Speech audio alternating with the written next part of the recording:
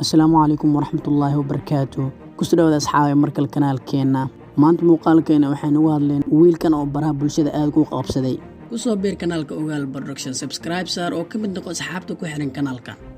wiil shan jir ah oo dhashay dalka Morocco oo muddo 4 maalmood taacayl ku go'doonsanaa ayaa geeriyooday inkastoo dadaal xooggan loo galay sidii loo soo badbaadin lahaa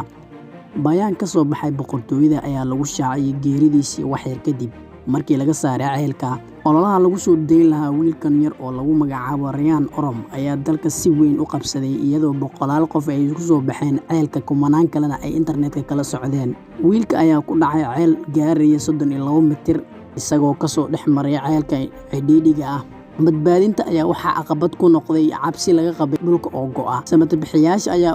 ugu dambeyntii wiilka ka soo saaray ceelkii fiidnimadii Sabtida ilaa hadda ma jirto wax war ah ka soo baxay ilaa fiidnimadii Sabtida waxaan gurmadkii u muuqday markii hore ay la kulmeen farxad sida Morocco ay neeftu u ceelisay yarayaan baraha bulshada dadka isticmaalaya taas oo si weyn uga socday guud ahaan dalka iyo guud ahaan caalamka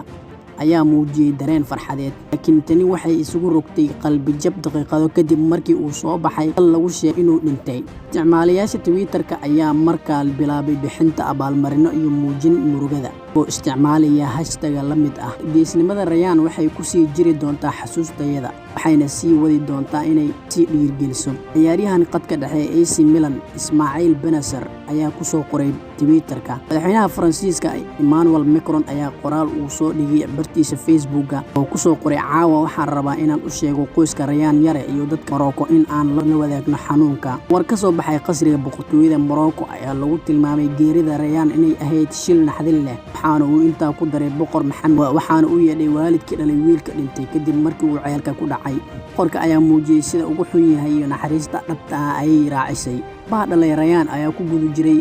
dayactirka ceelka xilliga uu shilka dhacay Talaadadii waxa uu sheegay warbaahinta maxalliga ah maalinta xigtay in wiilkiisa uu ku dhacay birta hal daqiiqo ayaan indhaha ka qaaday isaga oo raaciyay aseexan dhobeel samata bixiyaasha waxay gudweyn ka qodeen ceelka agtiisa hore iyo dhexe boqolaal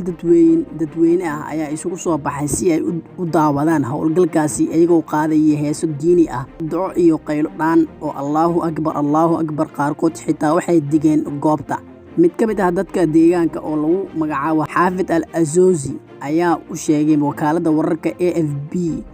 in uu halkaasi u joogay si uu muujiyo midnimada ilmaha kaas oo ay jecel yihiin Morocco iyo adduunka oo dhan dhacdadan ayaa soo xasuusinaysa masiibo la mid ah tii sanadkii 2019 ka dhacday dalka Spain taas oo ku dhintay wiil 2 jir ah oo ku dhacay ceel riig ah oo u dhow magaalada Malaga daawadeel waxaynu soo gaarnay gowgowda muuqaalka hadna haddii uu ku qanciyo muuqaalkan like saar xabtaada la wadaag share garey haddaad nagu cusubtahay nagu soo biir oo subscribe saar